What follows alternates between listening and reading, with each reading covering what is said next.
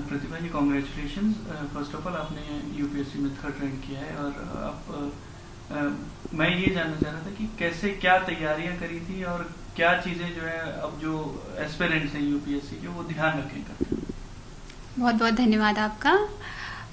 मैंने तैयारी 2016 में शुरू की थी, और उस टाइम पे सबसे पहले मेरा यही उद्देश्य था कि सबसे पहले अपने बेसिक्स स्ट्रॉन्ग करने हैं। तो बेसिक नॉलेज के लिए 5-6 सब्जेक्ट्स हैं जिस पे आपको बहुत सारा कमांड होना चाहिए, जैसे polity, history, geography, science, technology और एनवायरनमेंट। ये सब्जेक्ट्स पे आपको पूरी तरह कमांड होना चाहिए। तो इसके लिए एक आपको बेसिक सोर्स तैयार करना होगा जिसको आपको बार बार रिवाइज करना पड़ेगा। और दूसरी सबसे इम्पॉर्टेंट चीज़ है करंट अफेयर्स। उसके लिए आपको डेली न्यूज़पेपर पढ़ना पड़ेगा और आपको खुद के अपने नोट्स प्रिपेयर करने पड़ेंगे। जितने भी सोर्सेज से आप पढ़ रहे हैं वहाँ से इम्पॉर्टेंट पॉइंट्स आप नोट्स में लिखिए।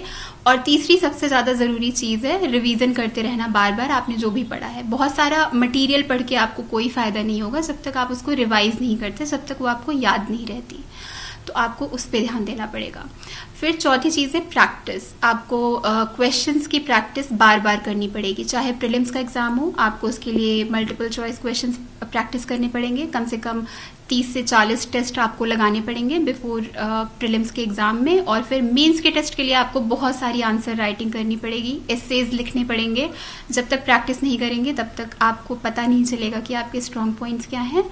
फिर फाइनली इंटरव्यू या जिसे पर्सनालिटी टेस्ट कहते हैं, उसके लिए भी प्रैक्टिस बहुत ज़्यादा ज़रूरी है। आपको क्वेश्चंस की प्रैक्टिस मिरर के सामने करनी पड़ेगी, आपको मॉक देने पड़ेंगे पैनल्स के सामने, आपको फ्रेंड्स के साथ क्वेश्चन आंसर बोलने की प्रैक्टिस करनी पड़ेगी।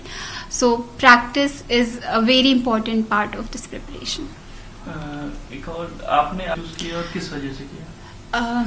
मैं यूपी से बिलोंग करती हूँ, सुल्तानपुर डिस्ट्रिक्ट से। तो इसकी वजह से सबसे पहला कार्डर प्रेफरेंस में मैंने होम कार्डर ही डाला है। तो मेरी फर्स्ट प्रेफरेंस यूपी है, उसके बाद मैंने एमपी प्रेफर किया है, फिर राजस्थान।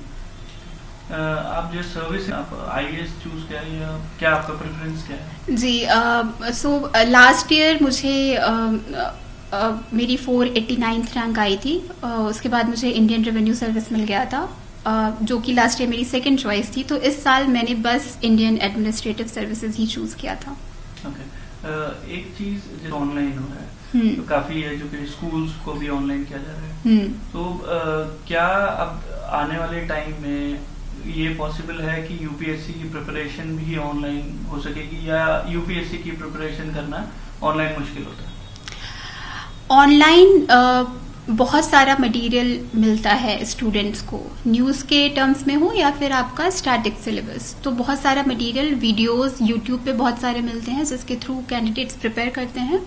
तो ऑनलाइन एजुकेशन आज बहुत बड़ा मीडियम बन गया है प्रिपरेशन का, नॉट जस्ट सिर्फ अर्बन एरियाज में रहने वाले कैंडिडेट्स के लिए नहीं, बल्कि इसकी वजह से रूरल एरियाज के कैंडिडेट्स के लिए अपॉर्चुनिटी बहुत बढ़ गई है। एंड जैसे जैसे कोविड आया है, आप जानते होंगे कोचिंग्स ऑलमोस्ट बंद हो गई हैं, स्टूडेंट्स आ नहीं रहे हैं दिल्ली, तो उसकी वजह से कोचिंग्स अपना क्लासेस ऑनलाइन शिफ्ट कर रही हैं। तो ये बहुत ही एक तरीके से पॉजिटिव चेंज भी है कि बच्चे अपने घर के माहौल में रह के तैयारी कर पाएंगे, जहाँ पे उनके पास पूरा सपोर्ट है, उनकी हेल्थ अच्छी रहेगी, उनको प्रॉपर न्यूट्रिशन मिलेगा और पूरा इकोसिस्टम घर का थोड़ी शांति के साथ वो पढ़ाई कर सकते हैं। ये भी अच्छी तरीके से बात है। और फाइनेंशियली वीकर बैकग्राउंड से जो कैंडिडेट्स हैं, जो अफोर्ड नहीं कर सकते दिल्ली में रहना, उनके लिए भी बहुत बड़ी अपॉर्चुनिटी इससे मिलेगी। तो अभी भी इस कोविड के पहले भी आधे से ज्यादा प्रिपरेशन ऑनलाइन शिफ्ट हो गई थी, और कोविड के बाद आई थिंक बहुत हद तक ये 70 to 80% प्रिपरेशन ऑनलाइन मोड में होगी, जो कि बहुत ही पॉजिटिव बात है।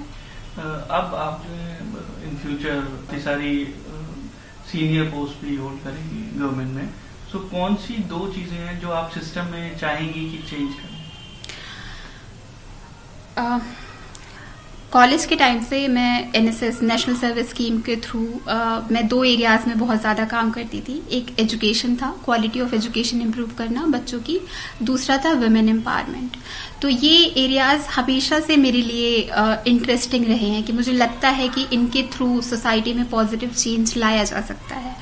तो IAS बनने के बाद भी ये एरियाज मैं हमेशा प्रायोरिटाइज करूंगी जहां भी मुझे मौका मिलेगा। अभी करंटली न्यू एजुकेशन पॉलिसी भी आ गई है जिसमें क्वालिटी ऑफ एजुकेशन इम्प्रूव करने की बात कही गई है, जो कि अभी पूरे नेशनल लेवल पे ये एक एजेंडा बनेगा, तो उसके तरफ मैं कंट्रीब्यूट करना चाहूंगी।